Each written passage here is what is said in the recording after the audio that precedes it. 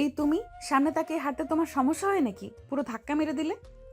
আমি সামনে তাকিয়েই হাঁটছিলাম। আপনি হঠাৎ ফোনে কথা বলতে বলতে এসে আমার গায়ে পড়লেন। বাহ, এখন দোষটা আমার ঘাড়ে চাপাচ্ছ? জুনিয়র হয়েও তুমি এমন বেয়াদবি করছো? সিনিয়র মানেই কি ভুল করলে সেটাও মেনে নিতে হবে? কথা বলার সাহস দেখাচ্ছ? তুমি জানো আমি কে? না, জানি না। জানলেও ধাক্কা খাওয়ার শরীরটা আমার পরিচিত না। খুব চালাক দেখছি। এই ভার্সিটিতে নতুন, তাই না? নতুন না, তবে কাউকে ভয় পাওয়ার মতো হইনি। তোমার টোনটা নামাও। আমি কিন্তু ইচ্ছে করলে এখনই ঝামেলা করতে পারি। ঝামেলা করলে আপনি বেশি সময় নষ্ট করবেন। আমার ক্লাস আছে। ক্লাস দায়িত্ববোধ শেখো আগে। সিনিয়রের সাথে কথা বলতে হয় কিভাবে জানো? জানি, কিন্তু সিনিয়র হলেই সব কথায় অন্যায় ঠিক হয়ে যায় এটা জানি না। অসভ্য ছেলে। নাম কি তোমার? অভ্র। আর আপনার নাম? নাম জানার দরকার নেই তোমার। দরকার না থাকলে জিজ্ঞেস করতেন না। খুব বেশি কথা বলছো তুমি। আপনি প্রশ্ন করলে উত্তর দিচ্ছি। দোষের কিছু মনে করছি না। মনে রাখবে, আমি নীলা। এই নামটা এই ক্যাম্পাসে সবাই সম্মান করে। নামটা সুন্দর, সম্মানটা ব্যবহারেই বোঝা যায়। সীমা ছাড়াচ্ছ। আমি শুধু নিজের জায়গাটা রাখছি, এর বেশি কিছু না। আজ তোমাকে ছাড় দিলাম, কিন্তু সামনে যেন আবার আমার সামনে না পড়ো। সেটা তো কপালের ব্যাপার। ক্যাম্পাস ছোট। কপাল খুব বেশি খারাপ হলে সমস্যা। খারাপ কপালই মানুষকে অদ্ভুত মানুষের সামনে আনে। যাও, আর এক সেকেন্ডও দাঁড়াবে না। যাচ্ছি, কিন্তু একটা কথা, আপনি রেগে গেলে আরও ভয়ঙ্কর লাগে। কি বললে তুমি? কিছু না। অসভ্য ছেলে। এই অসম্ভব ছেলেই অনেক কিছু করে দেখাবে, যেটা আপনার কল্পনার বাইরে, ম্যাডাম। অভ্রর কথার মধ্যে কেমন যেন একটা রহস্য ভেসে উঠল। নীলা বুঝতে পারল না ছেলেটা কি বোঝাতে চাইল। অভ্র আর এক সেকেন্ডও না দাঁড়িয়ে চলে গেল ক্লাসে। নীলা ওর রাগী মুখে চলে গেল। ক্যাম্পাসের ভিড় ঠেলে নীলা দ্রুত হাঁটতে থাকে। পায়ের শব্দেই বোঝা যায় রাগটা এখনো নামেনি। কাঁধে ঝুলানো ব্যাগটা শক্ত করে ধরে আছে, যেন ওই ব্যাগেই জমে থাকা বিরক্তিটা চেপে রেখেছে। চোখে মুখে স্পষ্ট বিরক্তি, ভ্রু দুটো কুঁচকে আছে। একটু আগের ঘটনাটা বারবার মাথার ভেতর ঘুরছে। অভ্র নির্লিপ্ত চোখ, ঠান্ডা গলায় কথা বলা, এক ফোঁটা ভয় না থাকা আচরণ। নীলা সোজা গিয়ে বান্ধবীদের বেঞ্চে বসে পড়ে। বসার ভঙ্গিটাও ঝাঁঝালো। কি রে, এমন মুখ করে বসে আছিস কেন? সকালে কার রক্ত খেলি? আর বলিস না, সকালে এই মেজাজটা পুরো গরম হয়ে গেল। কি হয়েছে এবার? স্যার কিছু বলেছে নাকি? স্যার হলে সহ্য করতাম, এক বেয়াদবের সাথে ধাক্কা লেগে গেল। ধাক্কা? কে সাহস পেল? কে আর, একটা জুনিয়র টাইপ ছেলে, একদম গায়ে এসে পড়ে। তারপর উল্টো আমাকে কথা শোনায়। কি বলিস, তুই চুপ ছিলি? চুপ? আমি আমি তো ওকে ঠিকঠাক বুঝিয়েছি। তারপর? তারপরেও দেখিস, একটুও ঘাবড়ায় না, চোখে চোখ রেখে কথা বলে, যেন আমি কেউই না। নাম জানিস? অব্র। নামটা বলার সময়ও কি শান্ত ভাব! ওহো, নাম পর্যন্ত জেনে ফেলেছিস? জেনে ফেলেছি বলেই তো আরো রাগ লাগছে। এই ক্যাম্পাসে আমার নাম জানে না এমন মানুষ খুব কম। হয়তো নতুন, তাই পাতা দেয়নি। নতুন হলে কি হবে? বেয়াদবি করার লাইসেন্স তো পাইনি। নীলা হঠাৎ থেমে যায়। চোখটা এক মুহূর্তের জন্য শূন্যে আটকে থাকে। কেন যেন ওই ছেলেটার কথাগুলো কানে বাজে, শান্ত পরিষ্কার অথচ এরকম একটা কাটা কাটা। কি ভাবছিস? কিছু না। আজকাল এই ভার্সিটিতে ছেলেগুলোর সাহস বেড়ে গেছে। তুই এত রেগে যাচ্ছিস মানে ব্যাপারটা একটু আলাদা। আলাদা কিছু না, অপমান আমি সহ্য করি না সেটাই। কিন্তু তোর মুখ দেখে তো মনে হচ্ছে অপমানের চেয়ে কৌতূহল বেশি। বাজে কথা বলিস না। কেন যেন ওই ছেলেটার কথাগুলো কানে বাজে, শান্ত পরিষ্কার অথচ একরকম কাটা কাটা। নীলা উঠে দাঁড়ায়। বুকের ভেতর অদ্ভুত একটা অস্বস্তি, রাগ, বিরক্তি আর অজানা একটা অনুভূতি সব একসাথে গোলমাল হয়ে আছে। সে নিজেই বুঝতে পারছে না এই অস্বস্তিটা ঠিক কোন কারণে। দূরে ক্যাম্পাসের অন্য পাশে অভ্র ধীরে হাঁটছে। তার মুখে কোনো উত্তেজনা নেই, না আছে রহস্য, শুধু চোখের কোণে একটুখানি চিন্তামাখা হাসি। অভ্র ধীরে ধীরে ক্যাম্পাসের ভেতর দিয়ে হাঁটছে। চারপাশে পরিচিত কোলাহল, পরিচিত মুখ, তবু যেন কিছুই ঠিকঠাক লাগছে না। একটু আগের ঝগড়াটা মাথা থেকে নামছেই না। হঠাৎ পাশ থেকে চেনা কয়েকটা গলা ভেসে আসে। কিরে ভাই, এতদিন কই ছিলি? ফোন অফ, ক্যাম্পাসে আসিস না, খোঁজ খবরই নাই। সত্যি বলছি, ভাবছিলাম তুই বুঝি আমাদের ভুলেই গেছিস। ভুলবো কেন? গ্রামে গেছিলাম। গ্রাম হঠাৎ? মা অসুস্থ ছিল, তাই যেতে হয়েছিল। ও, এখন কেমন আছেন খালামণি? আলহামদুলিল্লাহ, আগের চেয়ে ভালো। ডাক্তার দেখিয়েছি। তাহলে মাকে শহরে নিয়ে এলেই তো পারিস, এখানে ভালো চিকিৎসা, তোর পাশেও থাকবেন। অভ্র একটু থেমে যায়, চোখ নামিয়ে মাটির দিকে তাকায়। গলার স্বরটা শান্ত হলেও ভেতরে একটা দৃঢ়তা থাকে। আনবো, তবে এখন না। কেন, সমস্যা কি? থাকার ব্যবস্থা পাকা করে দেই আগে। ঠিকঠাক একটা জায়গা, মায়ের জন্য আরাম হবে, তারপর আনবো। তুই আগের মতোই সব নিজের উপর নেয়। অভ্যাস হয়ে গেছে। তোর কষ্টটা তুই ছাড়া কেউ বোঝে না ভাই। বোঝালেও লাভ নাই, যেটা দরকার সেটা করলেই হলো। যাই হোক, যাই হোক, ভালো লাগলো তোকে দেখে। আবার আগের মতো ক্যাম্পাসে জমবে। দেখা যাক। বন্ধুরা হাসাহাসি করতে করতে এগিয়ে যায়। অভ্র একটু পিছিয়ে পড়ে। চোখের সামনে ভেসে ওঠে গ্রামের ছোট্ট ঘরটা, মায়ের ক্লান্ত মুখ আর বিদায়ের সময় বলা কথাগুলো শিগগিরই নিয়ে আসবো। ঠিক তখনই দূর থেকে নীলার হাসির শব্দ কানে আসে। অভ্র তাকায়, এক ঝলকেই চিনে ফেলে। অজান্তেই ভ্রু কুঁচকে যায়, আবার পর মুহূর্তেই স্বাভাবিক হয়ে যায় মুখটা। ক্লাস শেষ হওয়ার বেল বাজতেই করিডোরটা হঠাৎ ভিড়ে গমগম করে ওঠে। একসাথে বের হয় সবাই। নীলা আজ একটু তাড়াহুড়োতেই আছে। বান্ধবীরা পিছনে ডাকলেও সে শোনে না। লম্বা করিডোর দিয়ে প্রায় দৌড়েই আসছিল। ঠিক তক্ষুনি এক সেকেন্ডের ভুল পা মসৃণ মেঝেতে পায়ের তালু স্লিপ করতেই নীলার শরীরটা সামনের দিকে হেলে পড়ে। ঠিক সামনে দিয়ে হাঁটছিল অভ্র। কিছু বোঝার আগেই নীলা গিয়ে আছড়ে পড়ে অভ্রর গায়ের উপর। অভ্র হঠাৎই ভার সামলাতে না পেরে ব্যালেন্স হারায়। দুজনেই একসাথে মেঝেতে পড়ে যায়। সবচেয়ে ভয়ঙ্করটা ঘটে ঠিক পরের মুহূর্তে। ঠোঁটের উপর নরম একটা ঠোঁটের স্পর্শ। ঠোঁটের সাথে ঠোঁট, একদম নিঃশব্দে। চারপাশের শব্দ যেন এক মুহূর্তের জন্য বন্ধ হয়ে যায়। দুজনেই থমকে উঠে। নীলার চোখ বড় বড় হয়ে যায়, শ্বাস আটকে আসে। অভ্রর চোখেও বিস্ময়, শরীরটা শক্ত হয়ে যায়। 1 সেকেন্ড, 2 সেকেন্ড, তারপর নীলা ঝটকা দিয়ে নিজেকে সরিয়ে নেয়। এই তুমি কি করছো? কিস করলে কেন? করিডোরের আশেপাশের কয়েকজন থমকে দাঁড়িয়ে পড়ে। ফিসফাস শুরু হয়। অভ্র উঠে বসে, চোখে মুখে প্রথমে অবাক ভাব, তারপর মুহূর্তেই রাগ। কি বলছেন আপনি? নাটক করছো কেন? আমি পড়ে গেলাম আর তুমি সুযোগ নিলে। সুযোগ? আপনি নিজে এসে আমার উপর পড়লেন। তাহলে ঠোঁট লাগলো কিভাবে? সেটা আমিও জানতে চাই। বেয়াদপি এই ভার্সিটির মাঝখানে? আপনি জানেন আপনি কি করেছেন? কি করেছি? আপনি আমার ভার্জিনিটি হরণ করলেন। চারপাশে হালকা হাসির আওয়াজ উঠে। কেউ কেউ মুখ চেপে রাখে। নীলার মাথায় আগুন জ্বলছে। কি বলে এই ছেলে, তাও সবার সামনে? কিসব উল্টাপাল্টা বলছো? তাও আবার ভার্সিটির সামনে, কোনো সতর্কতা ছাড়া। তুমি নির্লজ্জ। নির্লজ্জ আমি? আমি তো শান্তভাবে হাঁটছিলাম, আপনি দৌড়ে এসে আমার জীবনটাই এলোমেলো করে দিলেন। একদম বাজে ছেলে তুমি। আজকের ঘটনাটা ভুলে যেও না। ভুলতে চাইলে ভুলে যেতাম, কিন্তু এই অপমানটা মনে হয় মনে রেখেই যাব।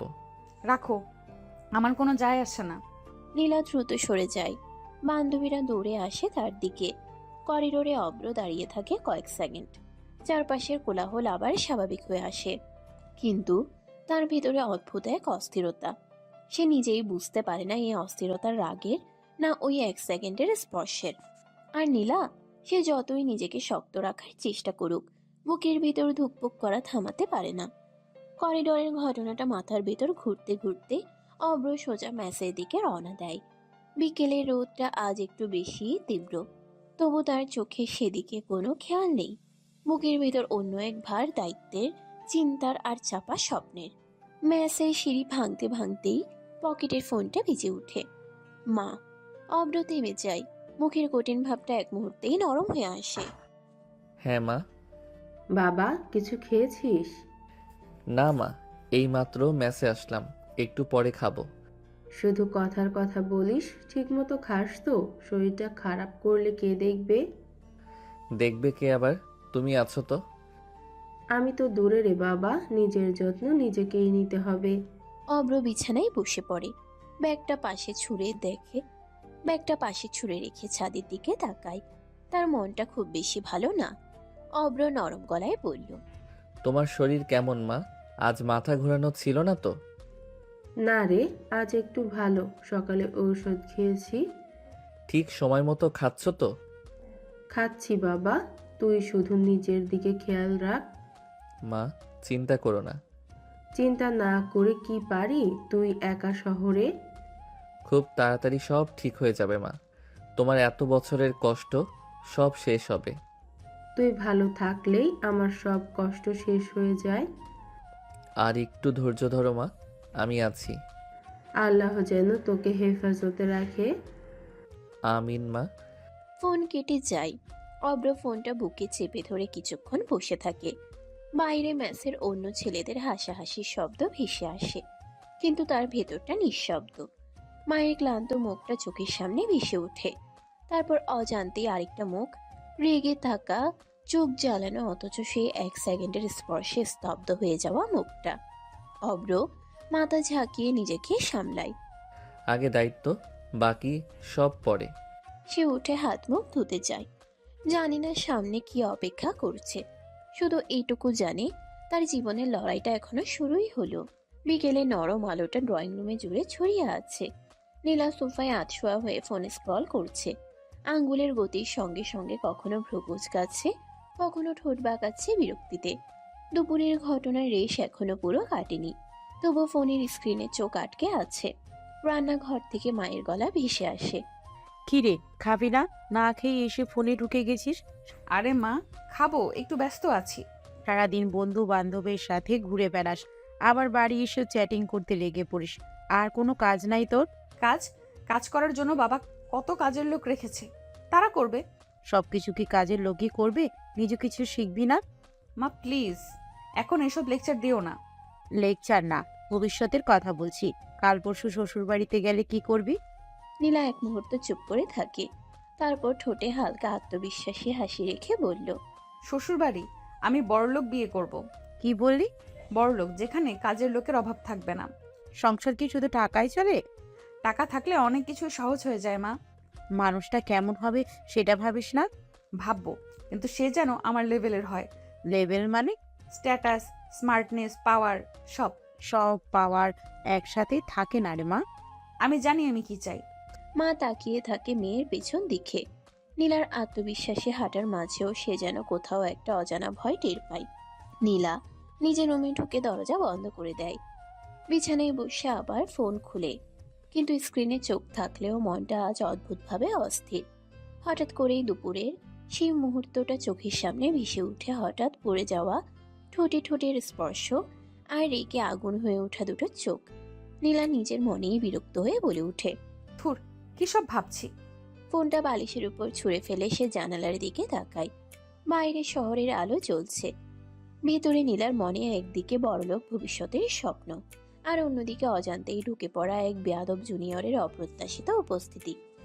রাত অনেক গভীর। নীলার ঘরটা নিস্তব্ধ। জানালার ফাঁক দিয়ে চাঁদের আলো ঢুকে বিছানার উপর ছড়িয়ে আছে। নীলা শুয়ে আছে, কিন্তু শান্ত নয়। ভ্রু কুঁচকে আছে, শ্বাসটা একটু দ্রুত। হঠাৎ দরজার শব্দ। নীলা চমকে তাকায়। অব্র ধীরে ধীরে রুমে ঢুকছে।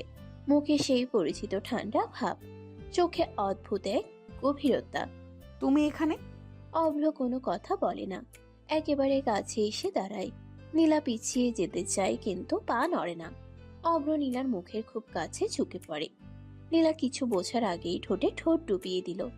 বেশ কিছুক্ষণ কিস করার পরে অব্র? অব্র তার কথা শুনে না, গলার কাছে মুখ নামিয়ে আনে। নীলার পুরো শরীর জুড়ে কেঁপে ওঠে। থামো, তুমি কি করছো? তার কণ্ঠ কাঁপছে। বুকের ভিতর অদ্ভুত এক ভয় আর অচেনা অনুভূতি একসাথে ঢেউ তুলে। হঠাৎ নীলা দম বন্ধ করা শ্বাস নিয়ে উঠে বসে। চারপাশ অন্ধকার। নিজের ঘর, নিজের বিছানা, কিছুই বদলায়নি, শুধু তার শ্বাসটা এলোমেলো। বুক ধুকপুক করছে। নীলা কপালে হাত রাখে। বুঝতে পারে স্বপ্ন ছিল। কি আজব স্বপ্ন। সে চারপাশে তাকায়, যেন এখনো কেউ আছে কিনা নিশ্চিত হতে চায়। তার বুক এখনো দুরুদুরু করছে। এসব স্বপ্ন দেখলাম কেন আমি? বুকের ভেতরের কাঁপুনিটা থামছে না। চোখ বন্ধ করলেই দুপুরে সেই দৃশ্য ভেসে উঠছে, করিডোর পড়ে যাওয়া আর সেই 1 সেকেন্ডের স্পর্শ। অসম্ভব। সে বালিশটা শক্ত করে জড়িয়ে ধরে, নিজের মনকে বোঝাতে চায় এটা কিছুই না, কিন্তু অস্বীকার করেও লাভ হয় না। তার ভিতরে কোথাও একটা অজানা অস্থিরতা জন্ম নিয়েছে। রাত আরো গভীর হয়, আর নীলার চোখে ঘুম আর আসে না। সকালের আলো নীলার ঘরে ঢুকতেই তার ঘুম ভাঙে। রাতের অস্থিরতা এখনো পুরো কাটেনি। মাথাটা ভার, বুকের ভেতর অদ্ভুত এক অস্বস্তি। তবু ক্লাসে যেতে হবে এই ভেবে এসে বিছানা ছাড়ে। কিছুক্ষণ পর বাথরুমে ঢুকে আয়নার সামনে দাঁড়ায় নীলা। শাওয়ার চালু করার আগে হঠাৎ নিজের গলায় চোখ যায়। নীলা থমকে যায়। গলার একপাশে হালকা লালচে একটা দাগ। এই কিসের দাগ? ভ্রু কুঁচকে সে আরেকটু কাছে ঝুঁকে দেখে দাগটা স্পষ্ট, অচেনা, একটু অস্বস্তিকর। নীলা ধীরে ধীরে নিজের বুকের দিকে তাকায়। সেখানে আরেকটা। এ আবার কি? এখানে কেন? এক মুহূর্তের জন্য রাতের সেই স্বপ্নটা মাথার ভিতর ঝলক দিয়ে যায়। অব্রের মুখ, কাছাকাছি নিঃশ্বাস, অদ্ভুত স্পর্শ। নীলা দ্রুত মাথা ঝাঁকায়। ধুর, কি সব ভাবছি। সেসব স্বপ্ন ছিল। মনে হয় ঘুমের মধ্যে চুলকেছি। হ্যাঁ, সেটাই হবে। আয়নায় তাকিয়ে হঠাৎ নিজের ঠোঁটের দিকে চোখ যায়। ঠোঁটটা যেন একটু ফুলে আছে। এটা আবার কেন? কিছু না, ঘুম ঠিক মতো হয়নি, তাই এমন লাগছে। আর ভাবতে চায় না। নীলা শাওয়ার চালু করে। গরম পানির ধারা শরীর ছুঁয়ে পড়তে ধীরে ধীরে মাথার ভেতরের জট খুলতে থাকে। পানি বয়ে যায়, কিন্তু বুকের ভেতরের অস্বস্তিটা পুরো যায় না। গোসল শেষে তোয়ালে জড়িয়ে আয়নার সামনে আবার দাঁড়ায় সে। দাগগুলো এখনো আছে, তবে সে আর সেদিকে তাকায় না। লেট হচ্ছে, আজ এসব নিয়ে ভাবার সময় নেই। চুল মুছতে মুছতে সে বাথরুম থেকে বের হয়। রুমে ঢুকে দ্রুত প্রস্তুত হতে থাকে নীলা। বাইরে থেকে দেখলে সব স্বাভাবিকই মনে হয়, কিন্তু ভেতরে কোথাও একটা প্রশ্ন জমে থাকে। এই দাগগুলো সত্যিই কি শুধু ঘুমের মধ্যে অসাবধানতা, নাকি কোনো অস্বস্তিকর অনুভূতির ছায়া? নীলা সেই প্রশ্নটা নিজের মনেই চেপে রাখে। আজ আপাতত সে শুধু ভার্সিটিতে যেতে চায়। নীলা রেডি হয়ে নিচে নামলো। দুপুরে সূর্য নরম আলো ফেলছে।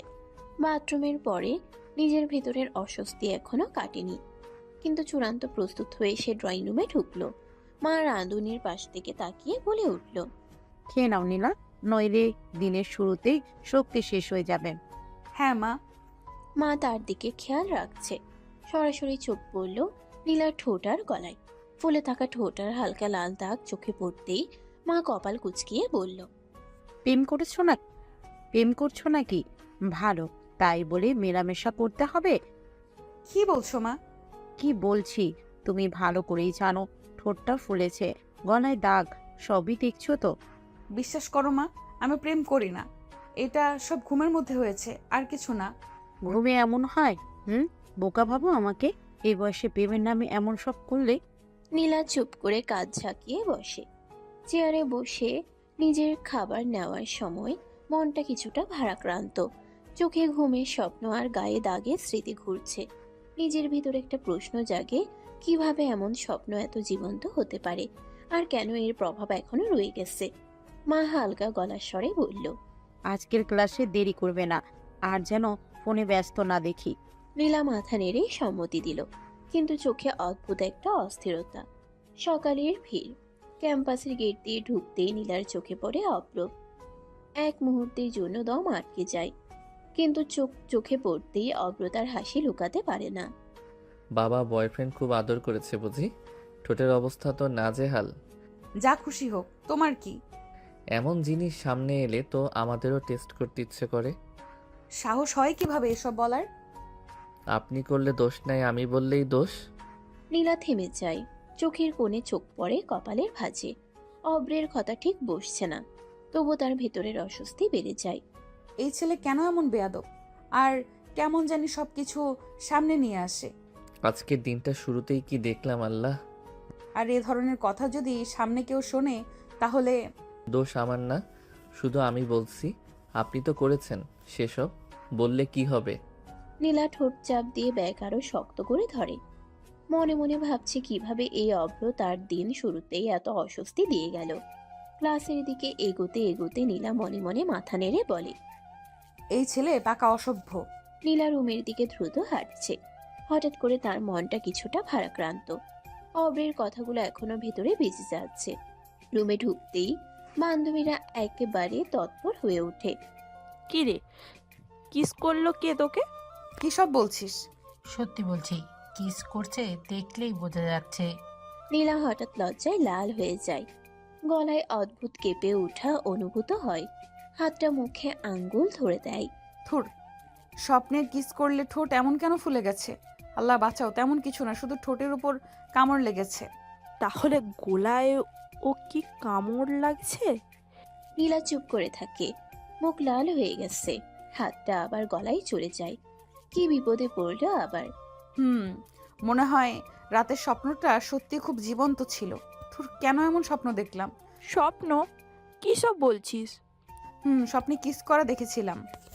এটা স্বপ্নের কিস না বুদ্ধু, এটা বাস্তবের। না না, এটা শুধু স্বপ্ন, শুধু স্বপ্ন। ক্লাসরুমের ভিড়ে অপ্র তার বন্ধুদের সঙ্গে বসে আছে। বই খাতা কলম সব আছে, কিন্তু চোখে মুখে অদ্ভুত এক হালকা উচ্ছ্বাস। কিরে, আজ তোকে এত খুশি লাগছে কেন? খুশি থাকতে ছোট ছোট কিছু মুহূর্তই যথেষ্ট বন্ধু। মুহূর্ত? কি ধরনের মুহূর্ত? আবার কোনো মজা করছিস নাকি? না, মজা না, ছোট ছোট বিষয়, যেমন বন্ধুদের সঙ্গে থাকা, পড়াশোনায় মন দেওয়া, কোনো গুরুত্বপূর্ণ কিছু শিখতে পারা।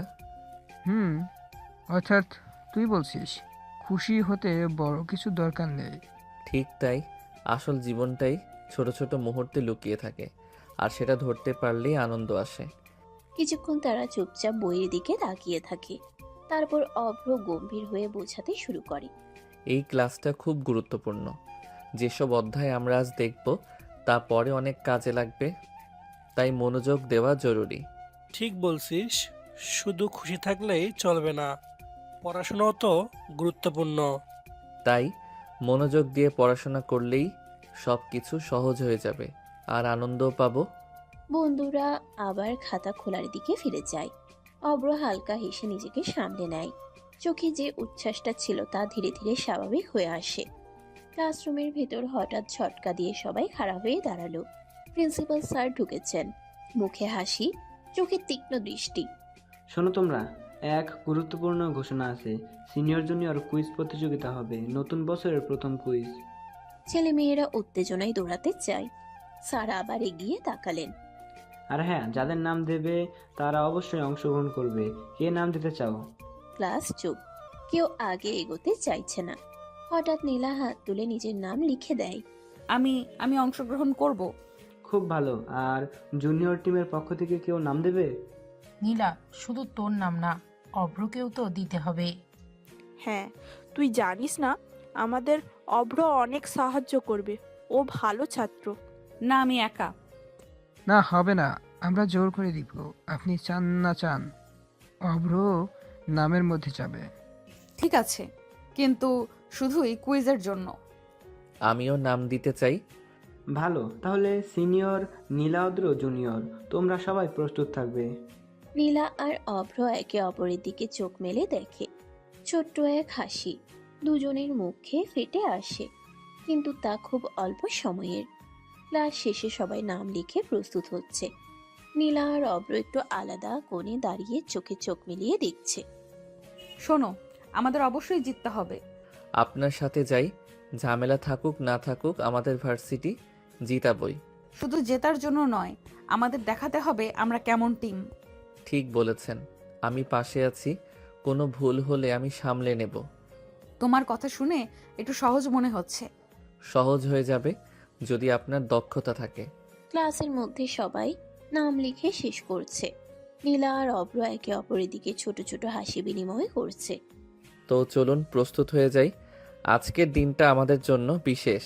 হ্যাঁ, বিশেষ। লাইব্রেরির নীরবতা, বই খাতা আর মনোযোগ সব কিছুই একসাথে মিলছে।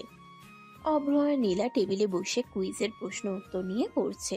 বইয়ের পাতায় চোখ টানা হালকা আলো শরীর ছুঁয়ে যাচ্ছে। হঠাৎ নীলা একটি ভারী বই কাভার থেকে নামানোর চেষ্টা করছিল। হঠাৎ পা স্লিপ করলো। নীরবতায় হঠাৎ শব্দ। অব্র উঠে দাঁড়ালো। নীলার কিছুই হয়নি, নীলা তার কোলে পড়ে গেল। নীলা চমকে উঠল। গলায় হালকা কাঁপন, চোখ বড় হয়ে গেল। লজ্জায় মাথা নামিয়ে নিল। ভয় পাবেন না। অব্র ধীরে ধীরে নীলার হাত ধরে সামলে নেয়। তারপর হালকা চুল সরিয়ে নীলার মুখের কাছাকাছি ঝুঁকে বলল, খুব সুন্দর লাগছে আপনাকে। নীলার শরীর কেঁপে ওঠে। বুকের ভিতর অদ্ভুত উত্তেজনা ছড়িয়ে পড়ে। অব্র আবার ধীরে নীলার ঠোঁটে হালকা চুমু দিয়ে বলে, এত লজ্জা পাচ্ছেন কেন? আমি কি আপনার বয়ফ্রেন্ড নাকি? ধুর, এটা কি স্বপ্ন না বাস্তব? একদম বাস্তব ম্যাডাম। নীলা গভীর শ্বাস নিলেও কাঁপা থামছে না।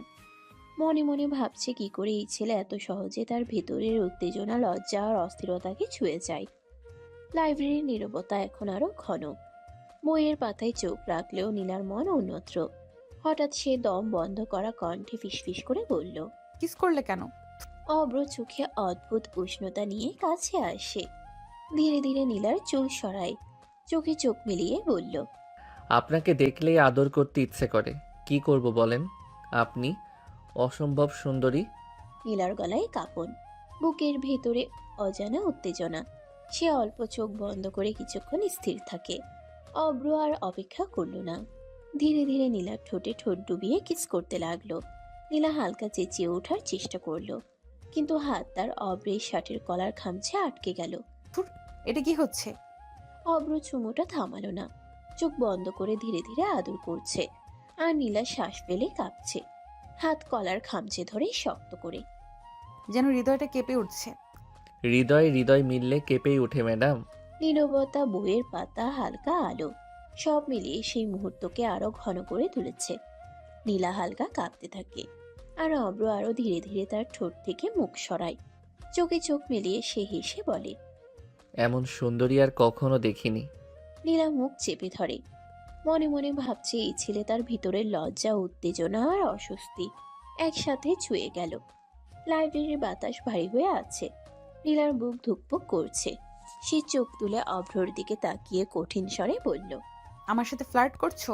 ভয় লাগছে না তোমার? অব্র এক মুহূর্ত চুপ করে থাকে। তারপর ধীরে ধীরে নীলার আরো কাছে এসে কণ্ঠটা নামিয়ে বলে, ভয় না, আপনাকে দেখলে ভয় না, আদর করতে মন চায়। নীলা চমকে তাকায়। অব্র খুব আলতো করে নীলার কাঁধে হাত রাখে। জোর নয়, দাবিও নয়। ফ্ল্যাট না ম্যাডাম, সত্যি বলছি, আপনি ছাড়া আমার চলবে না। এইসব কথা বলো না অভ্র, প্লিজ। ঠিক আছে, যদি কষ্ট লাগে আমি থামবো। আমি কিন্তু তোমার গার্লফ্রেন্ড না।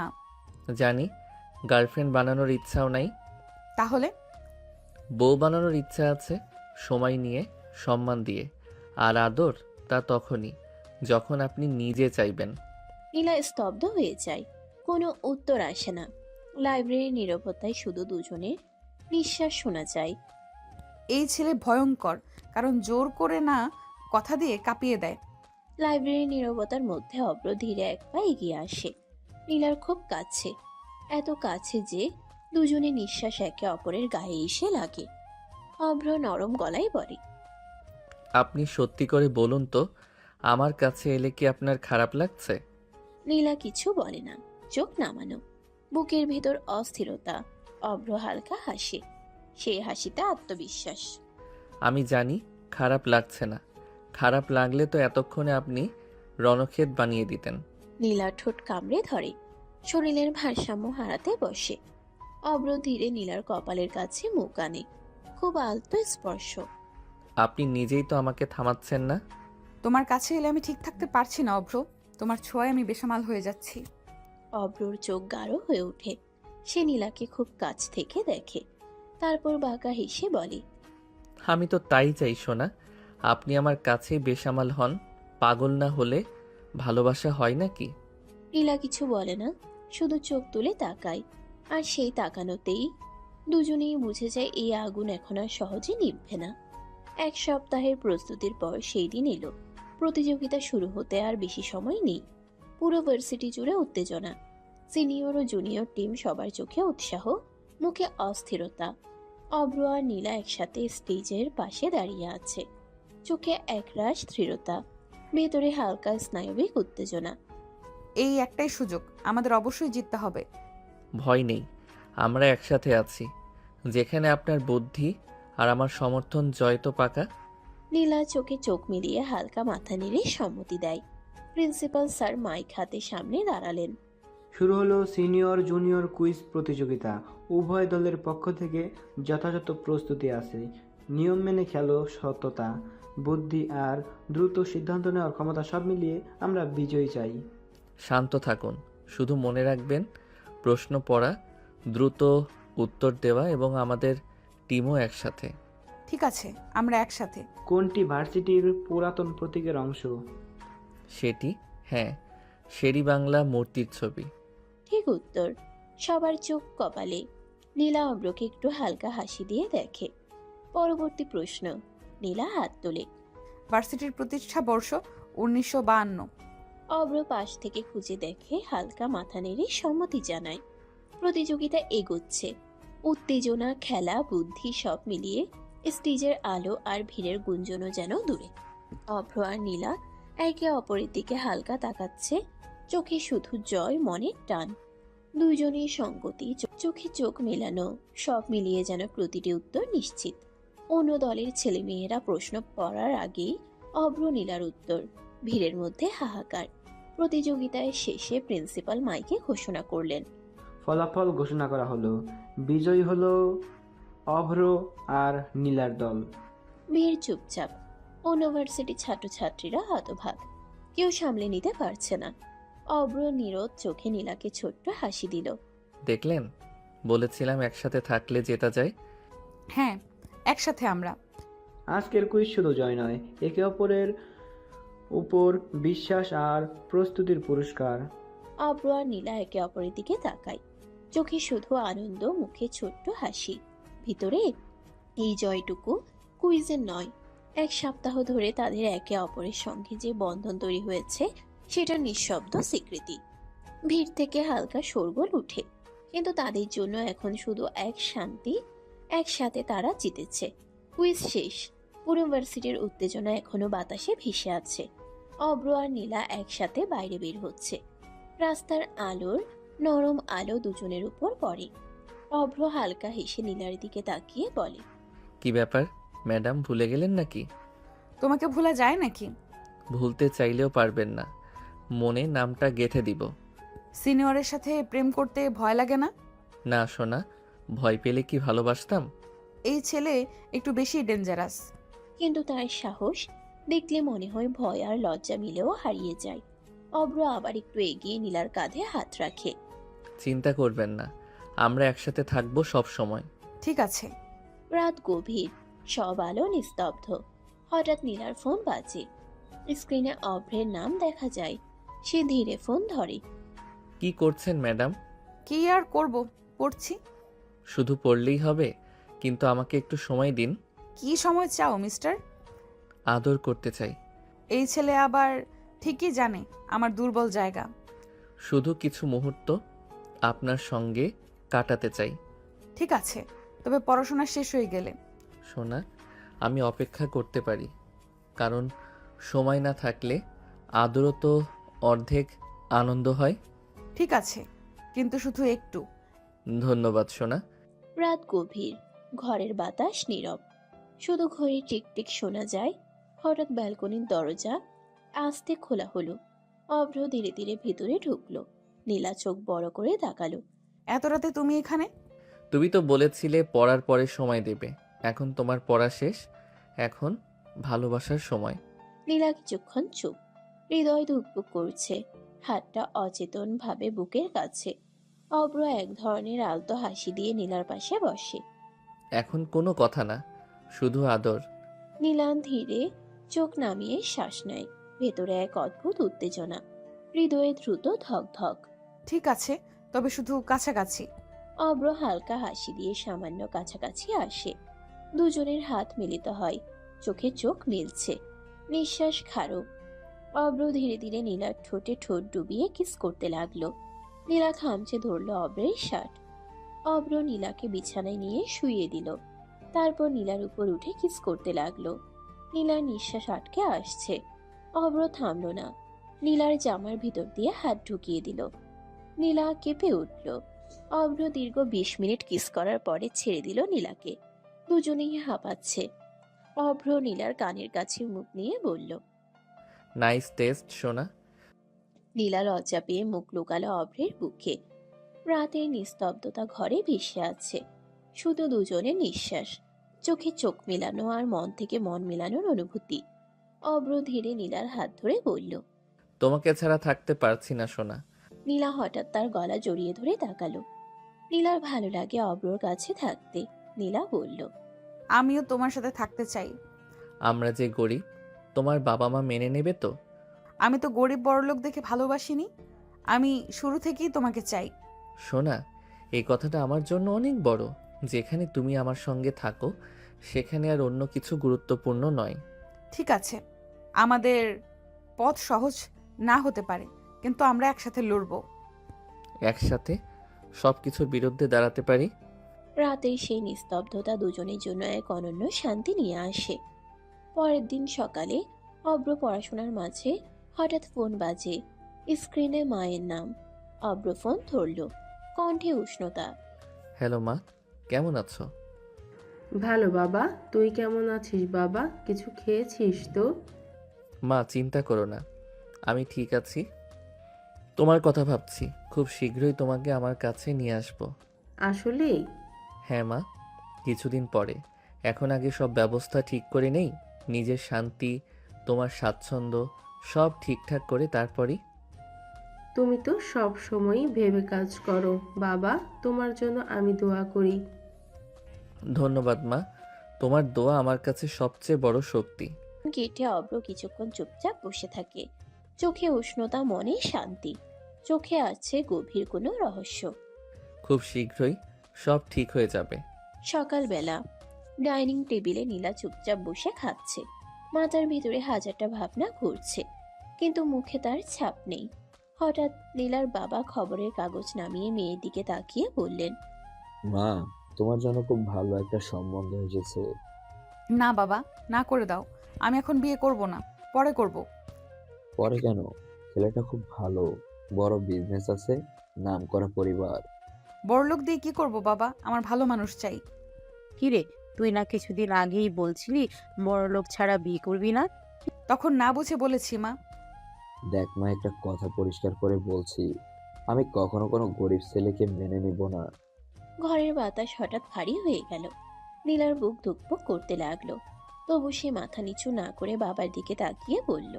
আমি যাকে ভালোবাসি সে গরিব বাবা। কি বলছিস নীলা? বাবা চেয়ার ঠেসে উঠে দাঁড়ালেন। চোখে রাগ, কণ্ঠে কঠোরতা।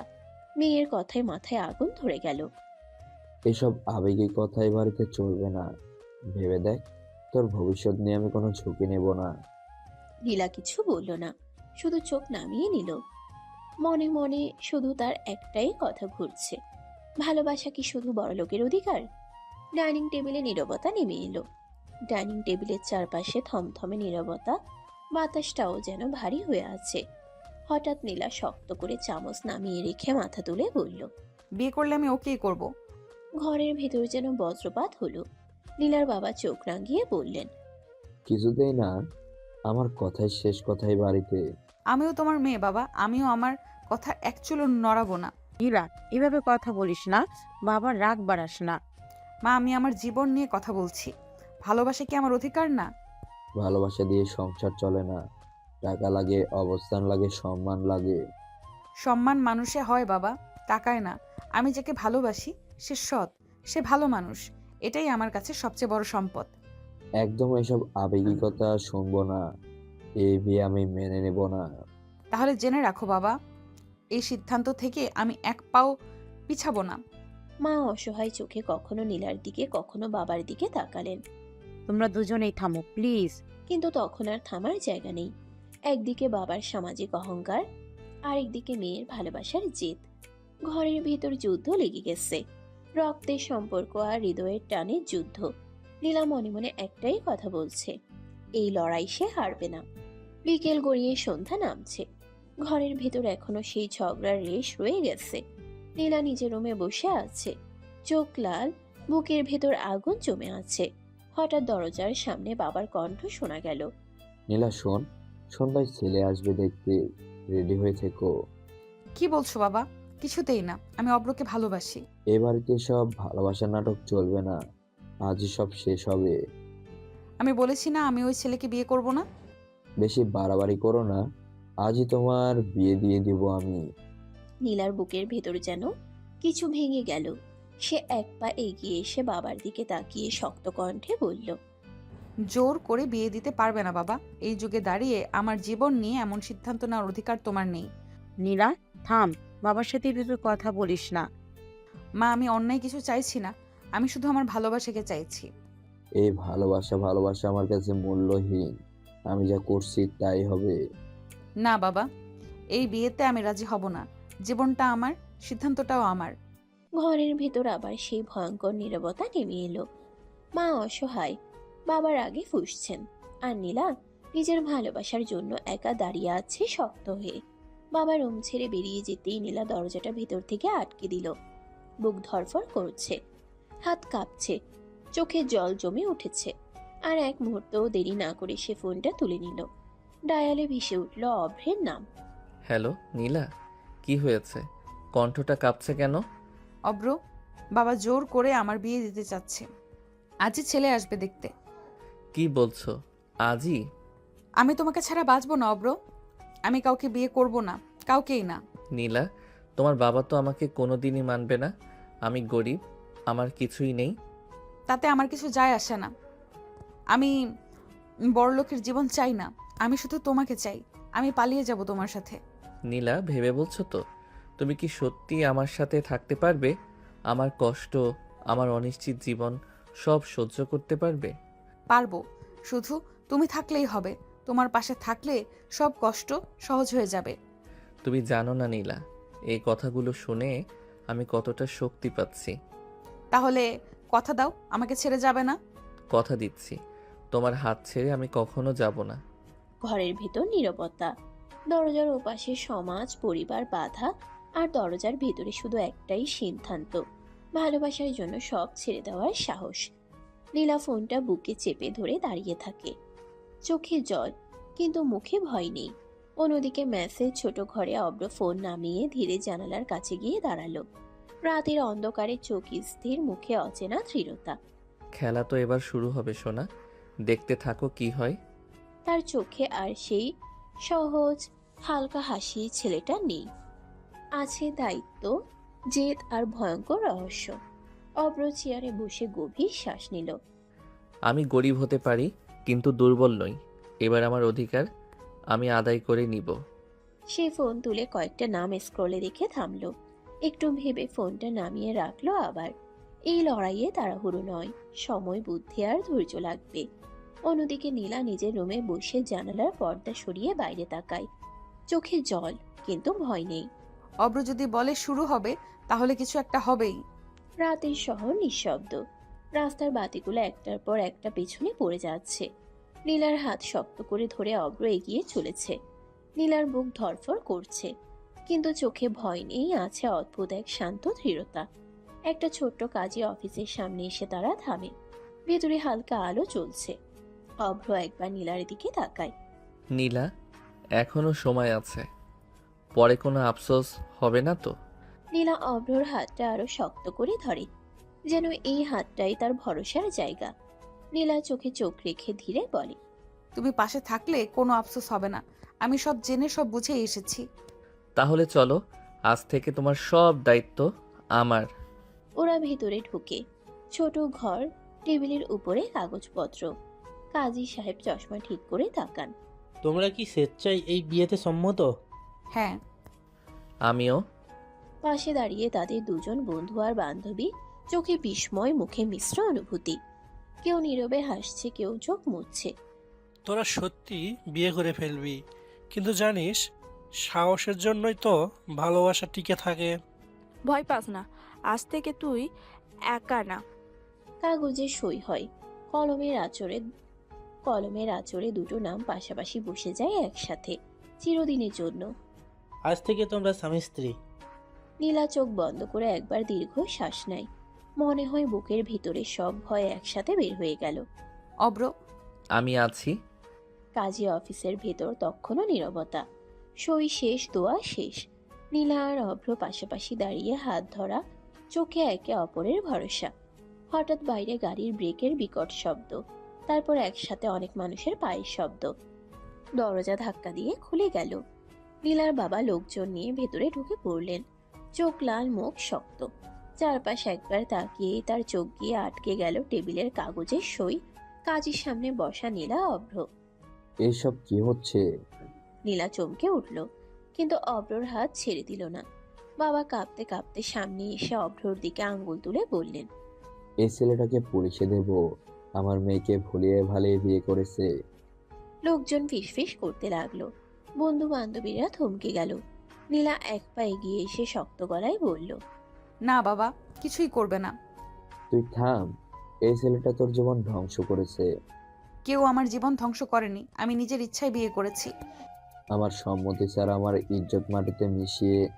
ইজ্জত আমার জীবনের চেয়েও বড় হতে পারে না বাবা। আমি কারোর জোরে আসিনি, আমি ভালোবেসে বেছে নিয়েছি। আঙ্কেল, আমি কোনো অন্যায় করিনি। নীলাকে আমি সম্মান দিয়েই বিয়ে করেছি।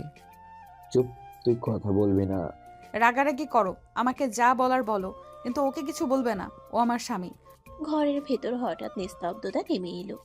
স্বামী শব্দটা যেন সবার বুকে আঘাত করলো। বাবা স্তব্ধ হয়ে নীলার দিকে তাকিয়ে রইলেন। মা পিছনে দাঁড়িয়ে চোখ মুছছেন।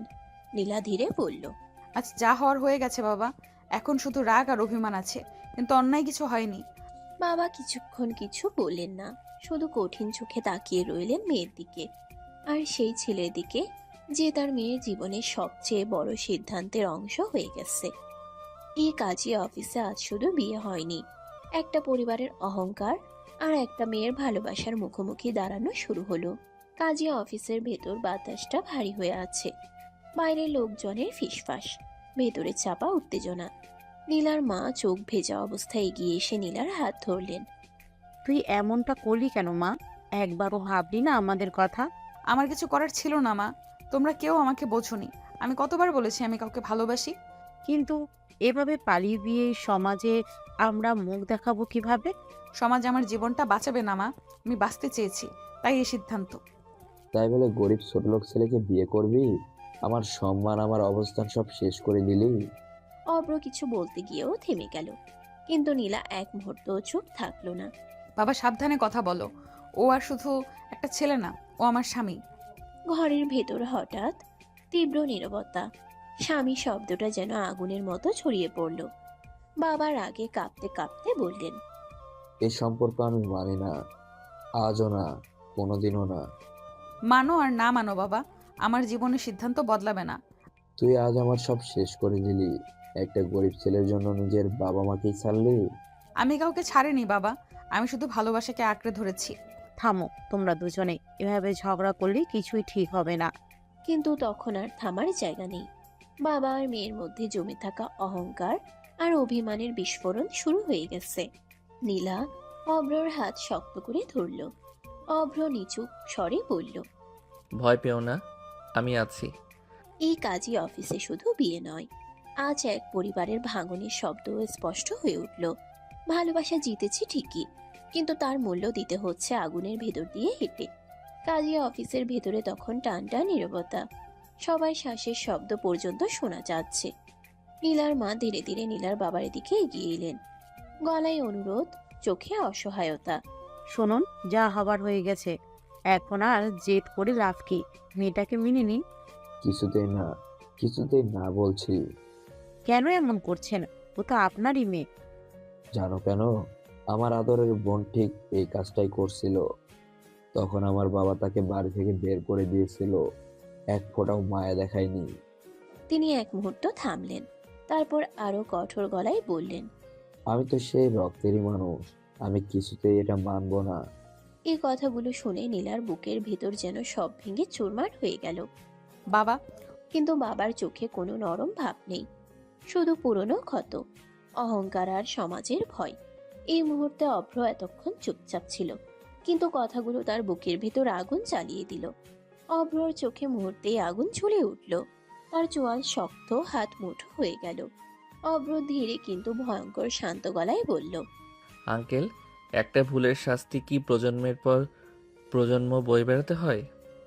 আপনার বোন অন্যায় করেনি, নীলাও করেনি। ভালোবাসা কোনো অপরাধ না। চুপ, তুই আমাকে নীতি শেখাবি? ওকে কিছু বলবে না বাবা। এই আগুন তুমি আমার মধ্যে জ্বালিয়েছো। প্লিজ এইভাবে সব ভেঙে ফেলো না। কিন্তু তখন আর থামার জায়গা নেই। একদিকে বাবার পুরনো ক্ষত আর অহংকার, আরেকদিকে মেয়ের বর্তমান ভালোবাসা আর ভবিষ্যৎ। অভ্র নীলার হাত শক্ত করে ধরল। তার চোখে আগুন, কিন্তু কণ্ঠে দৃঢ়তা। নীলা একা না, যদি পুরো পৃথিবীও বিপক্ষে দাঁড়ায় আমি আছি। এই মুহূর্তে স্পষ্ট হয়ে গেল এই লড়াই শুধু মেয়ের বিয়ে নিয়ে না, এই লড়াই অতীত আর বর্তমানের ভয় আর ভালোবাসার। আর এই আগুন এখন আর সহজে নিভবে না। কাজে অফিসের ভেতরের বাতাস যেন হঠাৎ ভারী হয়ে উঠল। এক মুহূর্ত আগেও যেখানে তর্ক আর কান্নার শব্দ ছিল, সেখানে এখন শুধু চাপা উত্তেজনা। অভ্র ধীরে নীলার দিকে তাকালো। চোখে কোনো দ্বিধা নেই, নেই ভয়। সে নীলার হাতটা শক্ত করে ধরল। নীলা চমকে তাকালো। অব্র, চলো। নীলা বুঝে গেল এই চলো এর মানে কি। সে আর একবার মায়ের দিকে তাকালো। চোখে জল কিন্তু সিদ্ধান্ত অটল। দুজন পাশাপাশি দরজার দিকে এগোতে লাগলো। নীলার মা হঠাৎ হাউমাউ করে কেঁদে উঠলেন। থামাও ওকে, প্লিজ থামাও। এভাবে গেলে সব শেষ হয়ে যাবে, শুনছেন না? ও তো আমাদেরই সন্তান। নীলার বাবা একটুও নড়লেন না। চোখে কঠোরতা, মুখে পাথরের মতো ভাব। না, থামানোর দরকার নেই। মা কেঁপে উঠলেন। কি বলছো তুমি? ও বুঝুক জীবন কত কঠিন। ভালোবাসা দিয়ে সংসার চলে না। আমি কোনোদিনই মানবো না এই বিয়ে, কোনোদিনই না। এই কথাগুলো নীলার বুকের ভেতরে ছুরির মতো বিঁধল।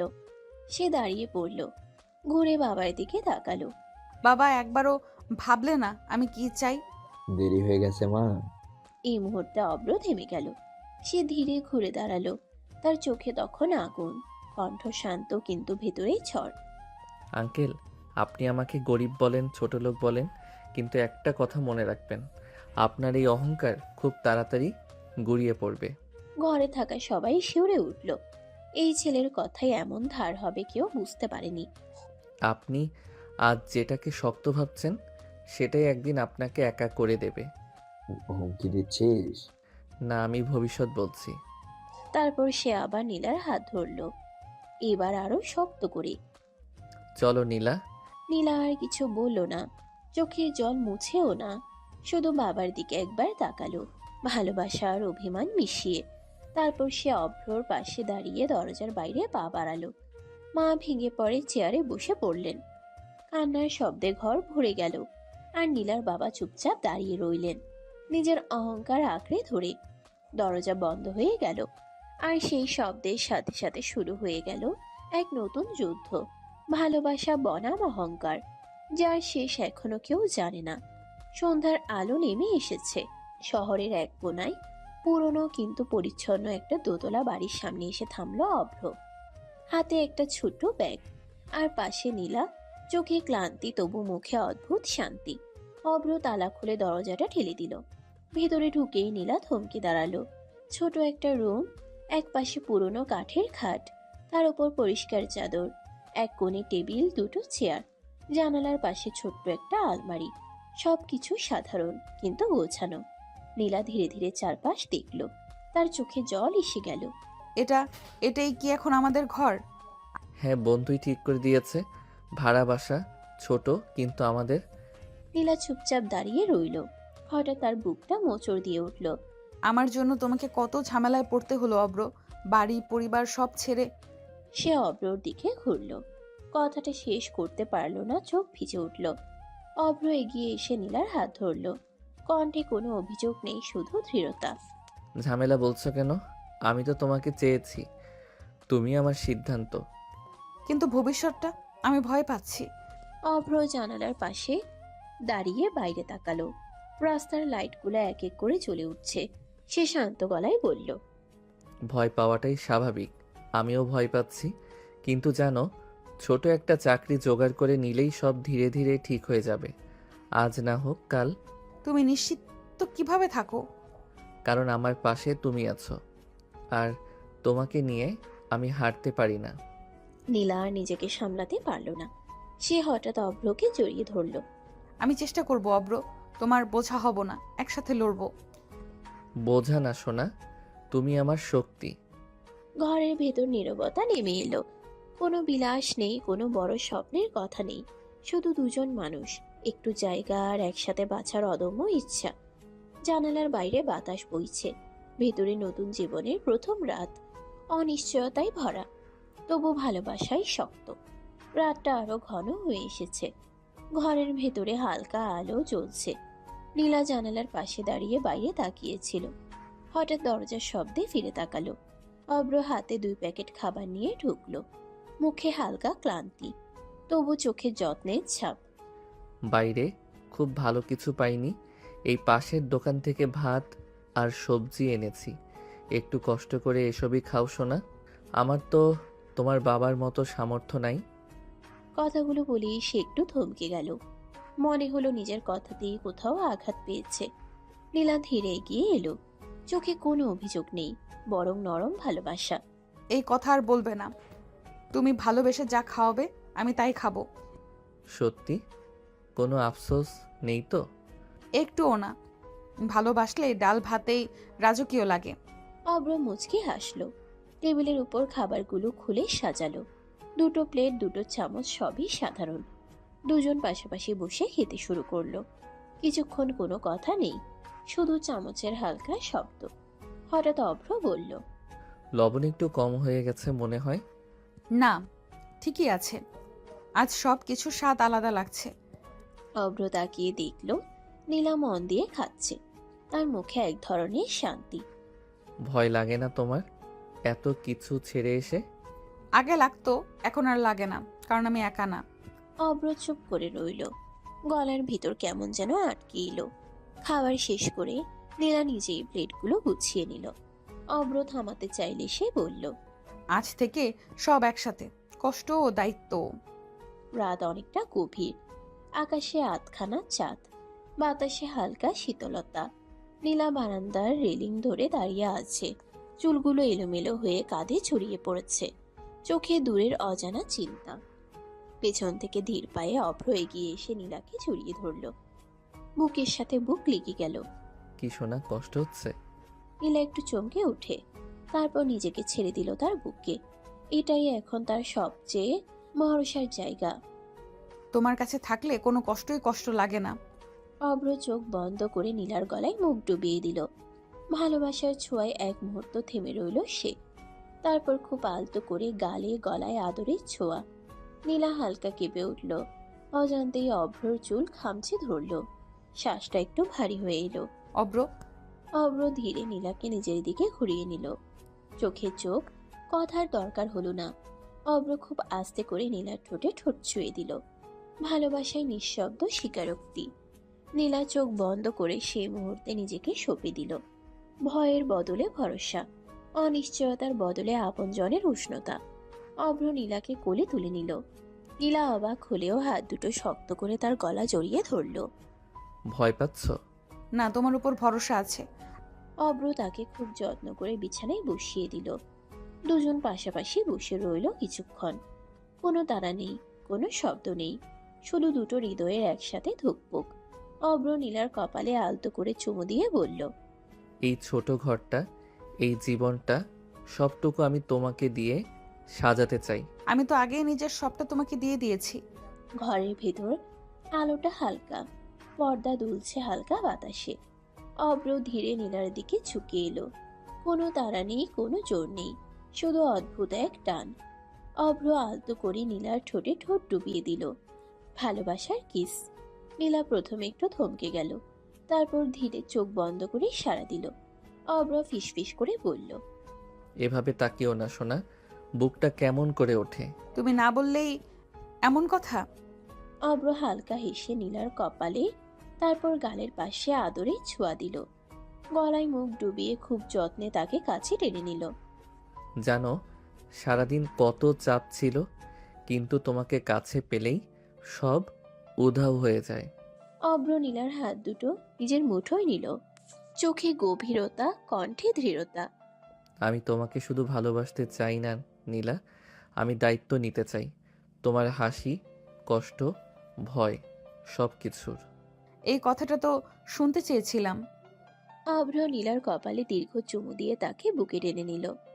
আস্তে আস্তে কিস করতে লাগলো নীলাকে। তারপর গলায় মুখ ডুবিয়ে কিস করতে করতে নিচে নামতে শুরু করলো। নীলা অভ্রর চুল খামচে ধরে আছে। অভ্র আর নিজেকে সামলাতে পারল না, সে ডুব দিয়ে দিল নীলার মাঝে।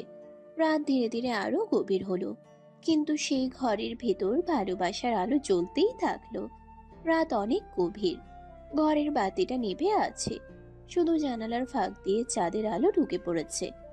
অভ্র ফোনটা কানে চেপে ধরে বারান্দার দিকে হেঁটে যায়। গলার স্বর নিচু, কিন্তু ভেতরের অস্থিরতা চাপা দেওয়া যাচ্ছে না।